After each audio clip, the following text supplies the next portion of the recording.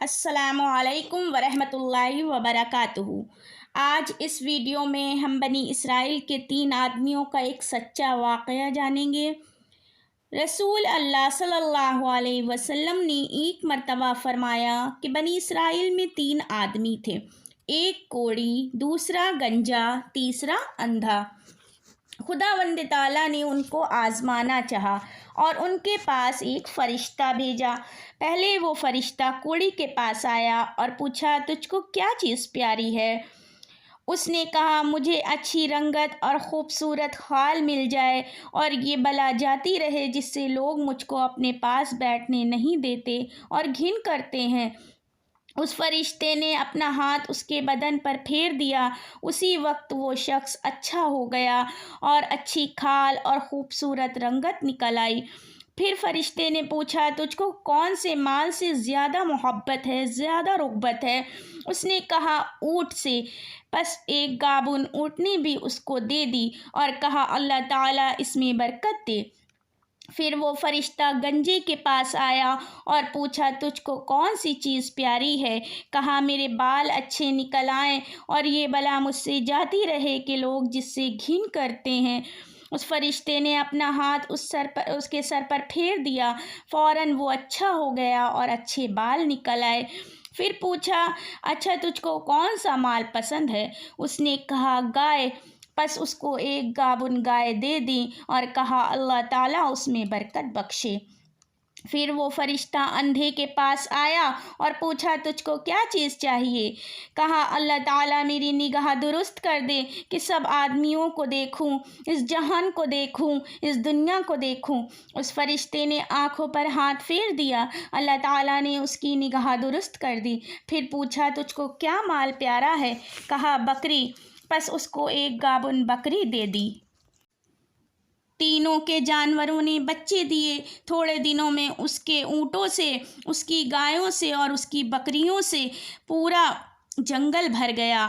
پھر وہ فرشتہ خدا کے حکم سے اسی صورت میں کوڑی کے پاس آیا اور کہا، میں ایک مسکین آدمی ہوں، میرے سفر کا سب سامان ختم ہو گیا ہے، آج میرے پہنچنے کا کوئی وسیلہ نہیں سوائے خدا کے اور تیرے۔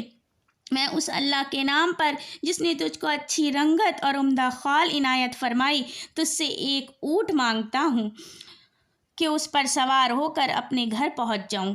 وہ بولا، یہاں سے چل، دور ہو جا، مجھے اور بہت سے حقوق ادا کرنے ہیں، تیرے دینے کی اس میں گنجائش نہیں۔ فرشتے نے کہا، شاید تجھ کو تو میں پہچانتا ہوں، کیا تو کوڑی نہیں تھا کہ لوگ تجھ سے گھن کرتے تھے؟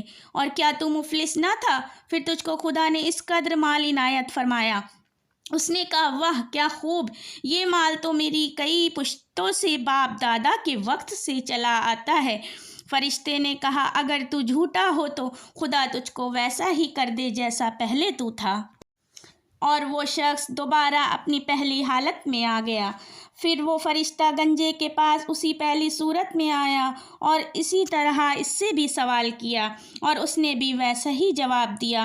فرشتے نے کہا، اگر تو جھوٹا ہو تو خدا تجھ کو ویسا ہی کر دے جیسا پہلے تھا۔ اور وہ شخص دوبارہ اپنی پہلی حالت میں آ گیا۔ پھر فرشتہ اندھے کے پاس اسی پہلی صورت میں آیا اور کہا، میں مسافر ہوں، بے سامان ہو گیا ہوں، آج بجز خدا کے اور پھر تیرے کوئی میرا وسیلہ نہیں، کوئی میرا ذریعہ نہیں۔ میں اس کے نام پر جس نے دوبارہ تجھ کو نگاہ بخشی تجھ سے ایک بکری مانگتا ہوں کہ اس سے اپنی کارروائی کر کے سفر پورا کروں۔ اس نے کہا، بے شک میں اندھا تھا، خداوند تعالیٰ نے محض اپنی رحمت سے مجھ کو نگاہ بخشی، جتنا تیرا جی چاہے لے جا اور جتنا جی چاہے چھوڑ جا، خدا کی قسم کسی چیز سے میں تجھ کو منع نہیں کرتا۔ فرشتے نے کہا کہ تو اپنا مال اپنے پاس رکھ، مجھ کو کچھ نہیں چاہیے، فقط تم تینوں کی آزمائش منظور تھی سو ہو چکی، خدا تجھ سے راضی ہوا اور ان دونوں سے ناراض۔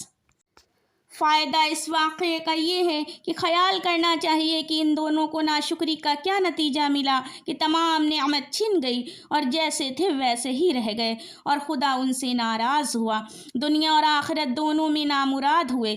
اور اس شخص کو شکر کی وجہ سے کیا عوض ملا کہ نعمت بحال رہی اور خدا اس سے خوش ہوا اور وہ دنیا اور آخرت دونوں میں شاد و مراد ہوا۔ اللہ تعالیٰ ہم سب کو اس واقعے سے نصیحت حاصل کرنے والا بنائے، اور ہم کو اللہ تعالیٰ کی زیادہ سے زیادہ شکر کرنے والا بنائے اور ناشکری سے بچائے۔ آمین ثم آمین۔